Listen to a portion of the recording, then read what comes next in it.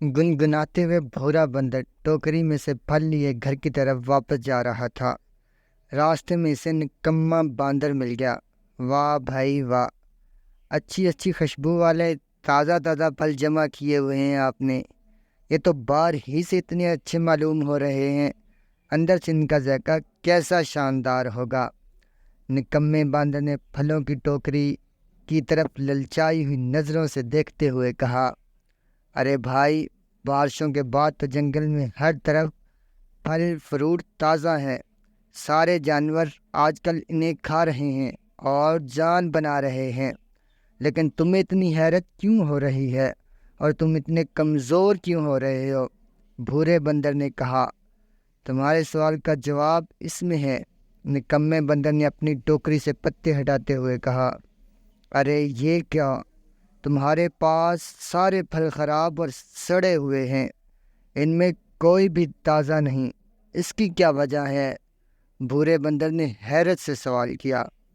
निकम्मे बंदर ने जवाब देते हुए कहा, दरअसल मैं दरख्तों पर चढ़ना नहीं चाहता। ऊपर चढ़कर मैं खुद को तकलीफ़ में नहीं डालना चाहता। फिर तुम ये सब कहाँ से जमा करते हो? भूरे बंदर ने पूछा। निकम्मे बंदर ने कहा, दूसरे जानवरों से जो गिर जाते हैं या जिन्हें वो आधा खाकर छोड़ देते हैं, इन्हें उठा लेता हूँ या किसी से मांग कर रख लेता हूँ। इस तरह मेरा काम हो जाता है। अच्छा, तो तुमने मेहनत करना छोड़ दी है और भिखारी बन गए हो, जो ख़राब और दूसरों के बचे कुचे और फेंके हुए फल खा रहे हो। भूरे बंदर ने अफसोस से कहा, मेरे भाई, दरअसल मुझसे मेहनत नहीं होती। आप चाहें इसे जो भी नाम दो। निकम्मे बंदर ने काहली बताने के बाद फल मांगते हुए कहा, आपकी की टोकरी ताज़ा फलों से भरी हुई है। मुझे कुछ ताज़ा फल दे जाओ ताकि आज मैं इनको खा सकूं। ये आपका मुझ पे बहुत एहसान होगा। अगर आज मैं तुम्हें मांगने पर दे दूं तो मेरा ये एहसान नहीं बल्कि जुल्म होगा और तुम्हारी मांगने की आदत पक्की हो जाएगी और मेहनत से तुम्हें मौत आने लगेगी।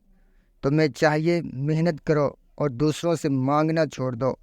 ये कहते हुए भूरे बंदर ने अपनी टोकरी उठाई और बगैर कुछ दिए वहाँ से चला गया। प्यारे बच्चों, दूसरों से मांगने और सवाल करने की आदत बुरी है। इसकी वजह से इंसानियत और इंसान सुस्त और काम चोर बन जाते हैं। हमें चाहिए कि भूरे बंदर की तरह ऐसे लोगों की बात ना मानकर उनकी मांगने की बुरी आदत से जान छुड़ाने में उनकी मदद करें।